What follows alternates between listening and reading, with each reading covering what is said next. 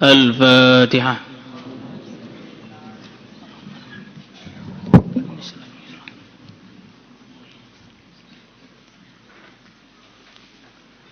Al-Fatihah.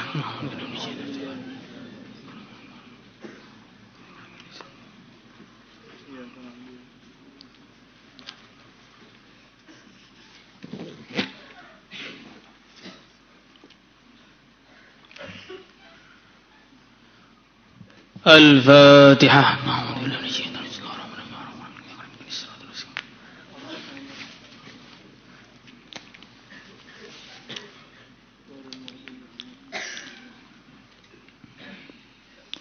Al-Fatihah.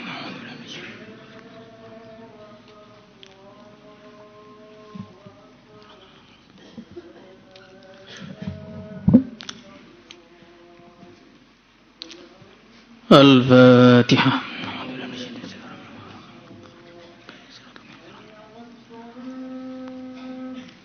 Abwaabus Shaum 129 halaman 129. Thawabu man shoma ramadhana imanan wa ihtisaban.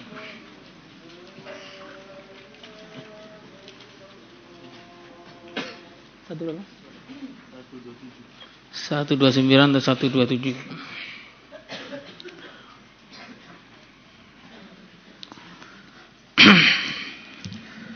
Bismillahirrahmanirrahim. Thawabu man shoma ramadhana imanan wa ihtisaba. Pahala bagi orang yang berpuasa pada bulan Ramadan imanan wa ihtisaba, karena iman dan cari pahala.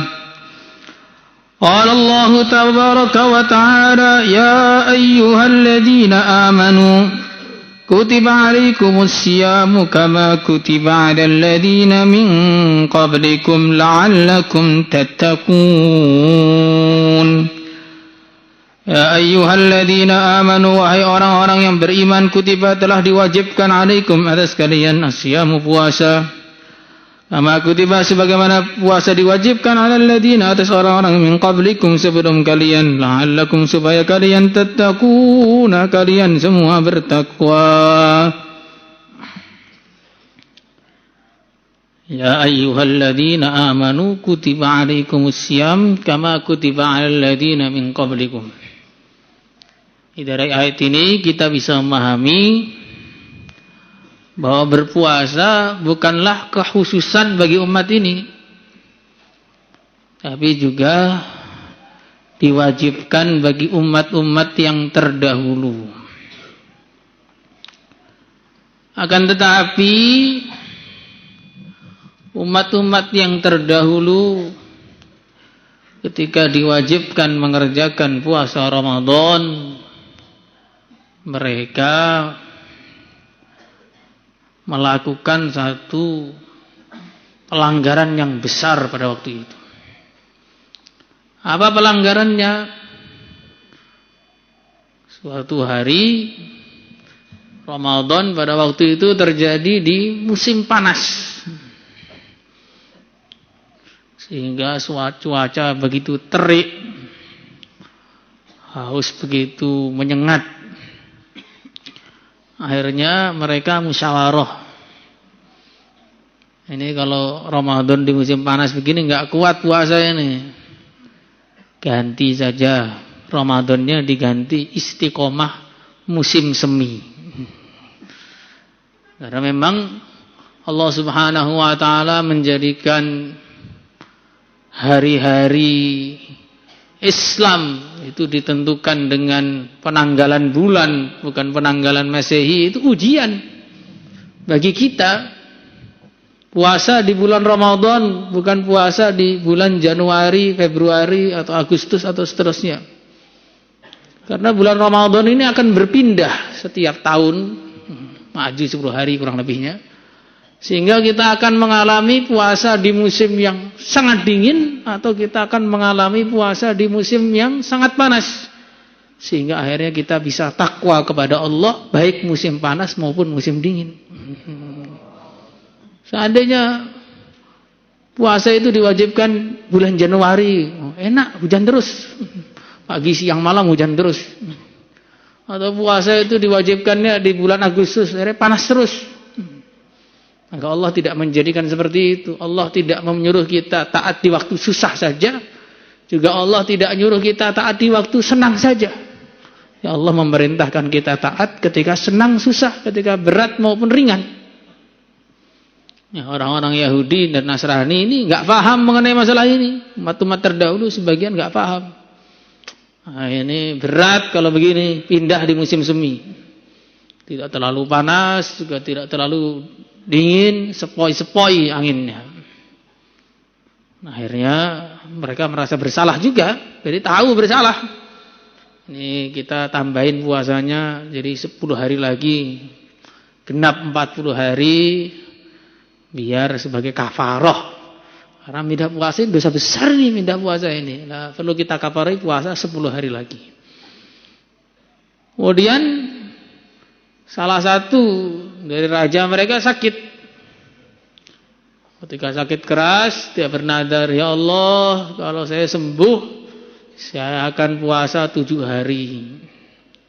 Ada disembuhkan oleh Allah, dia puasa 7 hari. Dia nggak mau puasa sendiri. Ada seluruh umat diwajibkan puasa tambah 7 hari. Jadi 47. Akhirnya setelah raja itu mati, raja selanjutnya datang. Apa ini kok cuma 47? Genepin saja. Jadi 50 hari. Akhirnya agama itu dibuat mainan. Maka setelah genep 50 hari mereka terasa terlalu lama. Udah, kelamaan puasanya. Gak usah puasa saja. Nah, ini penyakitnya umat terdahulu yang mana Nabi juga bersabda la tattabi'anna sunana man kana qablakum sibran bi sibrin wa dira'an bi dira'in. Mana umatnya juga akan ada yang begitu pikirannya. Salat 5 waktu berat, 3 waktu saja. Ada yang merasa 3 waktu berat, salatnya diqodok saja. Ada yang merasa kodok juga berat, sholatnya dibayar saja langsung khatam. Dia ada sebagian aliran tuh, bikin aliran khatam sholat. Dibayar sekian juta langsung sholatnya khatam. Maka ini termasuk keburukan-keburukan umat terdahulu yang perlu kita jauhi. Jadi ketika apa yang Allah Subhanahu wa ta'ala dan Rasulnya sudah putuskan, maka sikap kita hanyalah ketaatan. Wa ma kana li mu'minin wa la mu'minatin idza qadallahu wa rasuluhu amran ay yakuna lahumul khiyaratu min amrihim.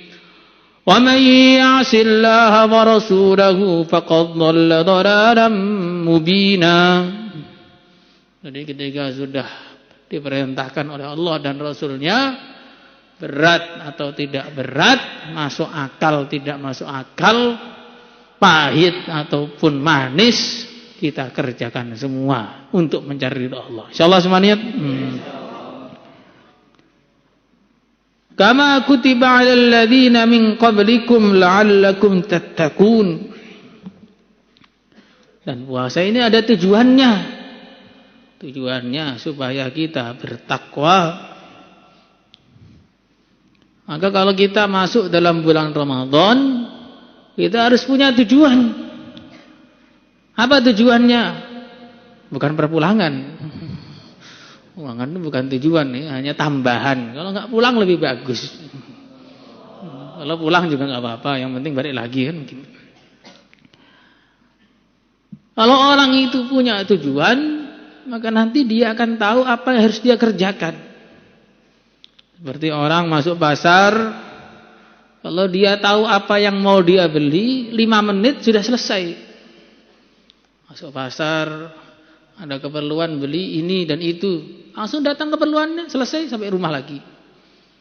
Tapi kalau orang masuk pasar tidak punya tujuan, maka dari pagi sampai sore dia di situ tidak akan mendapatkan manfaat apa-apa. Begitu juga di pesantren ini harus tahu tujuannya, mau ngapain. Ya, yang pertama jelas mencari ridha Allah. mau menghafalkan Al-Quran, mau belajar makna Al-Quran, mau mengamalkan Al-Quran, mau memperjuangkan Al-Quran, mempraktekkan Al-Quran sampai mati husnul khotimah dengan membawa Al-Quran.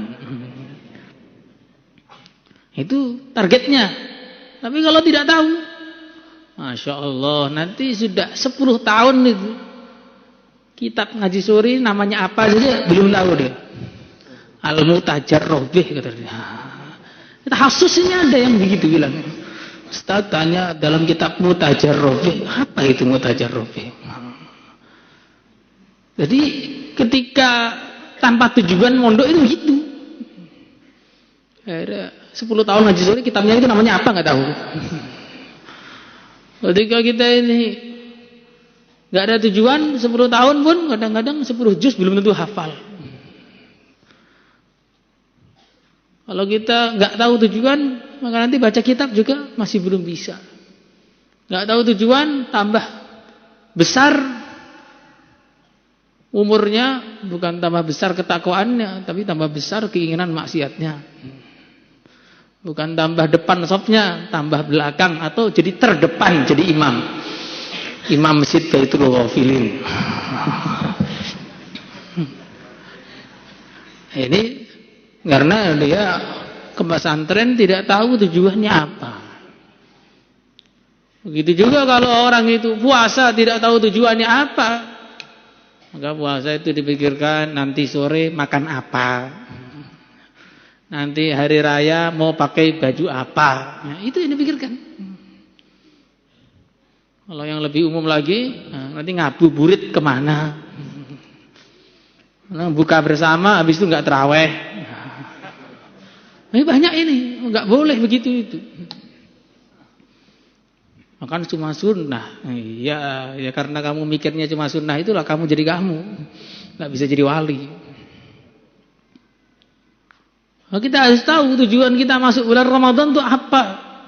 Tujuan kita supaya bertakwa. Maka kita harus berubah. Bukan berubah, bukan gitu. Berubah menjadi lebih takwa daripada sebelumnya. Berapa banyak ahli maksiat gara-gara bulan Ramadan taubat, selesai bulan Ramadan jadi orang yang sangat taat. Berapa banyak orang-orang yang sebelum Ramadan dia orang yang dedel otaknya, gak jalan ngajinya, gara-gara sungguh-sungguh bulan Ramadan, habis Ramadan langsung jadi orang ahli ilmu agama. Berapa banyak orang yang malas-malasan karena sungguh-sungguh dalam Ramadan, selesai Ramadan tambah semangat. Berapa banyak orang-orang yang sebelum Ramadan orang biasa, selesai Ramadan sudah jadi wali Allah Subhanahu wa taala. Maka ini bulan penting ini. Maka harus ada sikap ketakwaan. Harus ada sikap ketakwaan yang bertambah di bulan Ramadan. Karena tanda-tanda orang itu mulia di sisi Allah Subhanahu wa taala, dia memuliakan apa-apa yang dimuliakan oleh Allah. Wa may yu'azzim sya'airallah fa innaha min taqwal qulub. Siapa yang mengagungkan syiar-syiar Allah, tanda-tanda dia takwa. Kalau dia takwa, inna akramakum indallahi atqakum, dia punya derajat di sisi Allah Subhanahu wa taala. Maka jangan sampai Ramadan dan tidak Ramadan sama-sama malesnya. Sama-sama maksiatnya, atau bahkan maksiatnya lebih banyak di bulan Ramadan daripada di luar Ramadan. Nah, ini bahaya ini. Maka Allah berfirman, wala takunu kallati naqadat ghazlaha min ba'di quwwatin ankatha. Jangan sampai kita ini menjadi orang yang berbuat amal yang sia-sia. Seperti ada seorang di Mekah, ini setiap pagi merajut pakaian. Dari benang dirajut sampai menjadi kain yang begitu mahal. Tapi sore hari langsung dibongkar lagi rajutannya jadi benang lagi. Besok begitu lagi, merajut sampai jadi pakaian yang mahal. Kalau dijual mungkin menjadi orang yang paling kaya di Mekah. Tapi sore hari dibongkar lagi jadi benang lagi. Terus begitu setiap hari, tidak pernah ada hasilnya. Itulah seperti orang yang 11 bulan mujahadah, saf awal jidatnya sampai hitam. Ngaji sampai lumutan umpamanya. Ramadan langsung chattingan dengan ghairu mahram. Nah, hilang semua langsung apa yang dikerjakan sebelumnya. Ramadan langsung pusreng. Hilang semua sudah. Apa itu ya? Kata orang-orang gitulah. Jadi jangan sampai kita seperti itu. Kita sudah capek. Bangun dari jam 3 sampai malam, Masya Allah. Dikejar-kejar terus dengan berbagai macam program kebaikan. Lalu ujung-ujungnya dilupakan dengan satu kemaksiatan saja. Jangan sampai begitu. Karena ini bulan Ramadan. La'allakum tattaqun. Kita harus menjadi lebih bertakwa daripada sebelumnya. Insyaallah semuanya. An Nabi Hurairah radhiyallahu taala anhu 'an Nabi sallallahu alaihi wasallam qala man shoma ramadhana imanan wa ihtisaba, barang siapa puasa Ramadan karena iman dan mencari pahala, ghufira lahu ma taqaddama min dhanbihi, maka diampuni bagi dia ma dosa taqaddama yang telah berlalu min dhanbihi dari dirinya, dari dosa dia. Rawahul Bukhari wa Muslim. Jadi puasa ini betul-betul menggugurkan dosa-dosa kita. Maka sebagian ulama mengatakan puasa itu dibagi menjadi 3. Yang pertama puasanya orang awam, menahan dari haus, dahaga, menahan lapar dari terbitnya fajar sampai tenggelamnya matahari. Ini puasanya orang awam. Ada puasanya orang, kalau puasanya orang awam, maka dia akan berbuka setiap maghrib. Ada puasanya orang khusus. Itu selain badannya ditahan dari makan dan minum, dia menahan semua anggota tubuhnya dari semua kemaksiatan. Maka ini berbukanya nunggu dia mati. Maka Kiai Zaran mengatakan, siapa yang menjadikan hidupnya bagaikan puasa, maka matinya akan menjadi hari raya. Kalau puasa yang kedua ini bukan ketika maghrib, bukan ketika kalau pagi kita nggak maksiat, begitu maghrib langsung maksiat, tidak. Ini masih puasa ini, nunggu sore dulu maksiatnya, bukan. Ada puasa yang ketiga, yang lebih tinggi lagi. Puasa dari ingat selain Allah. Nah, ini sampai di surga pun dia ingatnya hanya Allah saja, nggak ada bukanya kalau ini.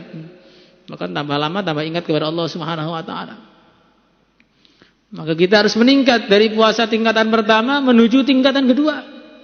Ini wajib tingkatan kedua itu. Dan nanti kalau tingkatan kedua sudah bisa dijalankan, harus meningkat sampai ke tingkatan ketiga. Hanya ingat Allah saja. Maka seorang mengatakan, saya sudah berjaga di depan pintu hati saya selama 40 tahun. Setiap ada selain Allah mau masuk, saya usir sejauh-jauhnya. Nah ini sampai surga pun juga terus ingat Allah. Mana ada sudah sampai surga lupa kepada Allah, nggak ada.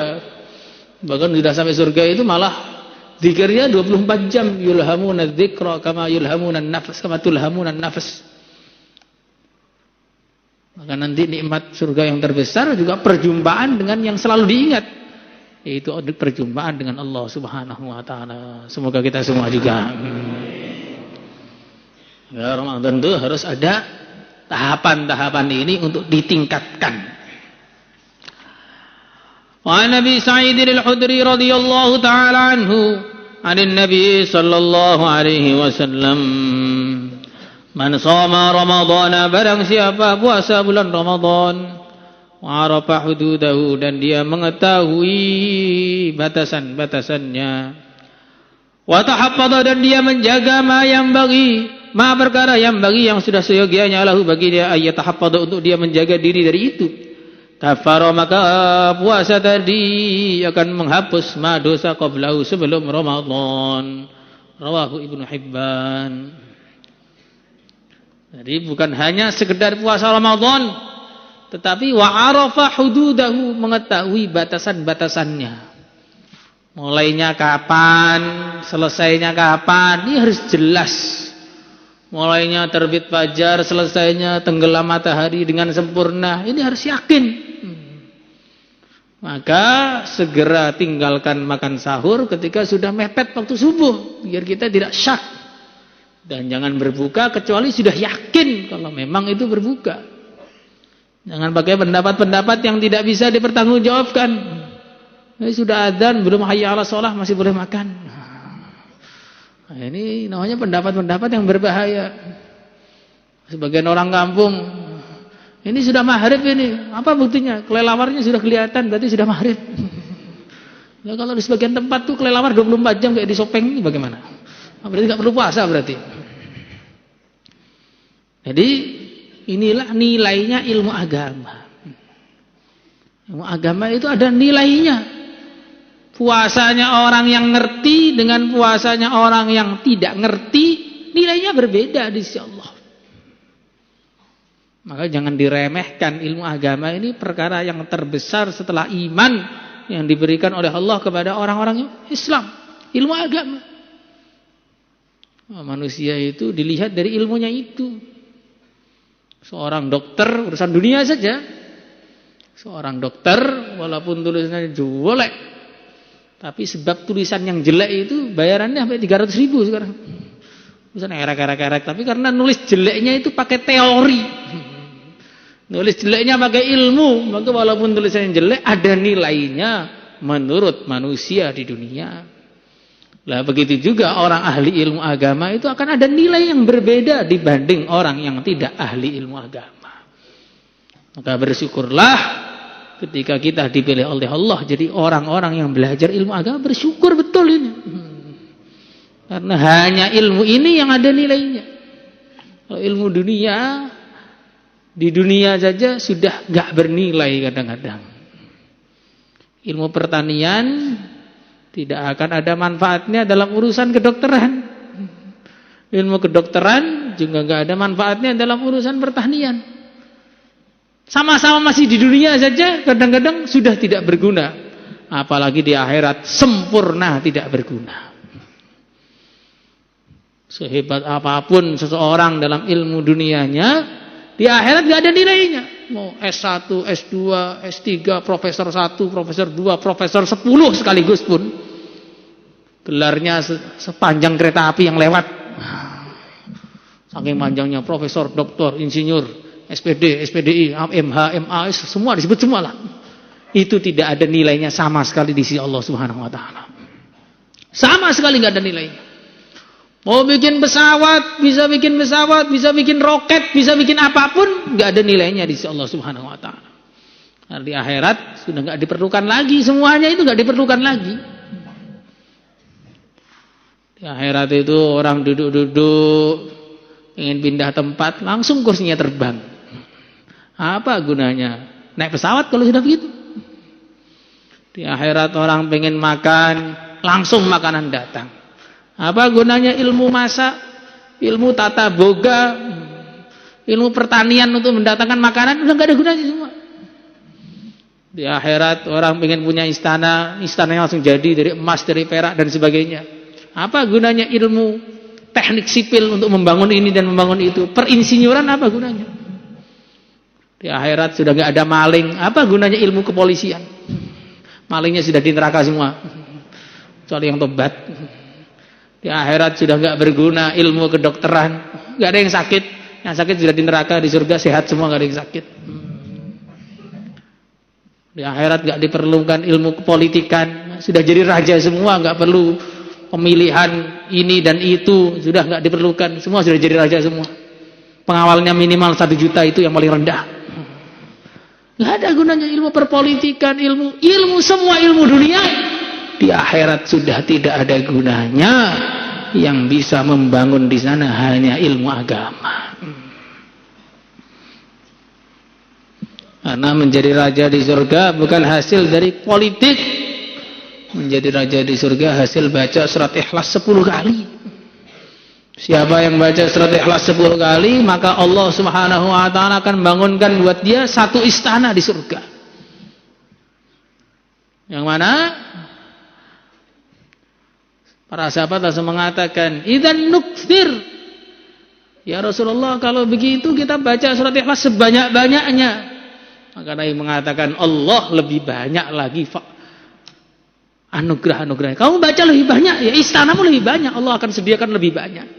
Gak perlu kampanye sana sini, tampil foto di pinggir jalan kayak orang hilang. Ya tidak diperlukan. Cukup baca surat Ikhlas habis sholat, langsung jadi raja di surga. Gak perlu pakai make up biar glowing, cukup wudu setiap hari. Karena yang menjadikan cantik dan tampan di sana bukan make up kamu, tapi air wudu kamu dan tangisan kamu di malam hari. Jadi ini ilmu agama itu begitu. Yang mendatangkan mahkota bukan sarjana Anda, yang mendatangkan mahkota untuk orang tua Anda adalah hafalan Quran kamu. Makanya ini harus bangga. Jadi seorang santri harus bangga. Jangan rendah diri. Santri saya kok nggak punya gelar. Jadi hamba Allah itu apa nggak gelar tertinggi itu? Nggak pede kalau nggak ada gelar-gelarnya. Itu santri yang nggak tahu diri. Santri yang nggak tahu diuntung, dihargai oleh Allah, merasa nggak cukup, perlu dihargai oleh makhluk-makhluk yang nggak berharga. Maka ini ilmu agama nilainya besar sekali, sangat-sangat besar.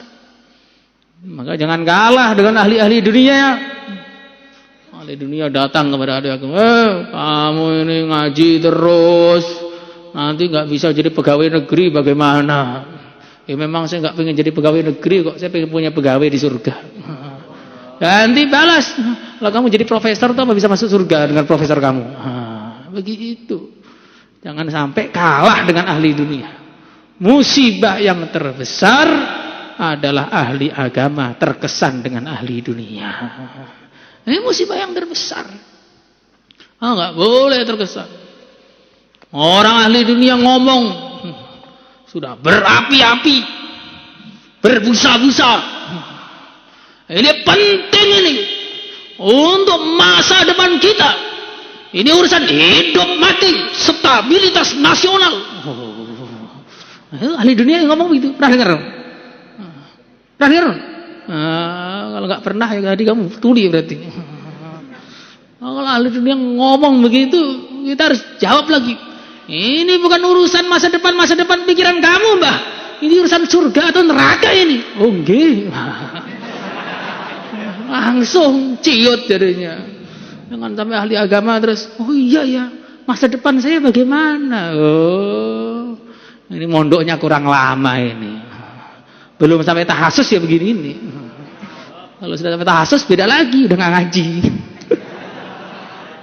Salatullah salam